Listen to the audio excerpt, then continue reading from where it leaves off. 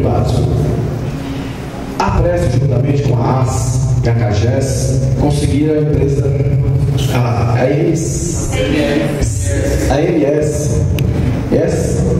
E essa empresa se propôs, junto com a CAGES, em parceria com a CAGES, a Prefeitura Municipal, se o governo do Estado, fazer esse projeto em torno de 50, 55 mil reais, se não me engano, né, por aí? Na realidade ficou em torno de 30. Não, 50 ao todo, 60 mil ao todo. Ah, sim, que é junto da todo? É 50 e poucos mil o valor do projeto ao todo, que seria 50% do governo do Estado e os outros 50% do município. É porque, na realidade, para cada município, dividindo, sairia em torno de 25 mil reais, tá, aproximadamente. Quando o governo entrou, aí ficou 12.500 para cada um. Aí ficou mais barato ainda.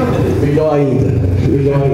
Então é o seguinte, mas para que isso acontecesse, nós teríamos que realizar o plano municipal, teríamos que criar a Secretaria de Meio Ambiente, como criamos, né, com a exigência agora da lei federal, e criamos e fazemos um plano de saneamento básico do município que ainda não tem.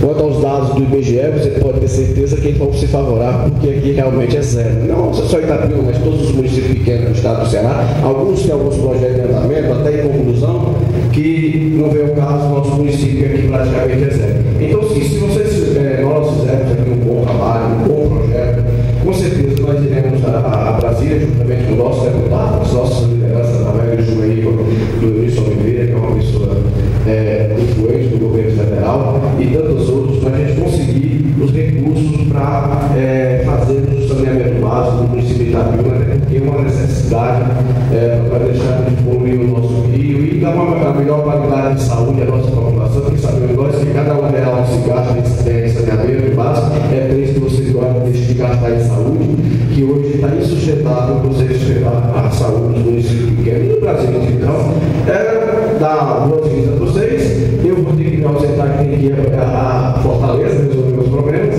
e um bom trabalho